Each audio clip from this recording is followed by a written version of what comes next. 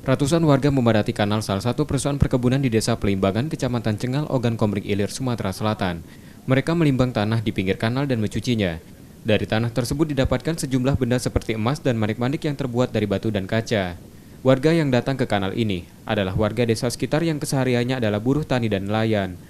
Sejak 2015 saat musim kemarau datang, mereka mulai melakukan perburuan yang diduga harta karun tersebut. Aktivitas ini dilakukan saat kemarau, karena mata pencarian pokok mereka berkurang saat kemarau datang. Nah, kalau biasanya kita dapat apa yang kita dapat di kanal ini, Pak? Kanal ini emas dengan manian. Nah, bermanian. Harganya berapa kalau emas, Pak? 400. 400. Kalau manian? Manian tengah dua dalam 1 gram. 150.000 Ya, dalam 1 gram. Dalam 15.000.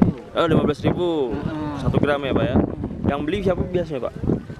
Toko emas. Toko emas, dijual di toko emas. Toko emas. Pak, kenapa kita mulai mencari ini, Pak? Karena harga karet turun atau gimana, Pak? Itu ini kan kalau bagi saya ini kan orang miskin lah. Oh, Karena apa itu usaha nggak ada.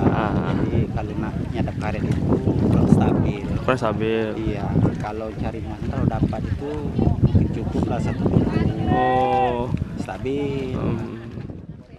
Balai Arkeologi Sumatera Selatan sudah melakukan pemasangan tanda larangan di lokasi tersebut karena patut diduga kawasan pesisir pantai timur Sumatera di Sumatera Selatan tersebut dahulunya adalah pelabuhan dan diyakini ada aktivitas ekonomi pada masa Kerajaan Sriwijaya. Balar Sumsel saat ini kesulitan melarang warga karena kawasan tersebut belum ditetapkan atau masuk dalam cagar budaya. Hal itu juga disebabkan Pemkab setempat belum memiliki tim ahli cagar budaya. Tim Liputan, Kompas TV, Ogan Komering Ilir, Sumatera Selatan.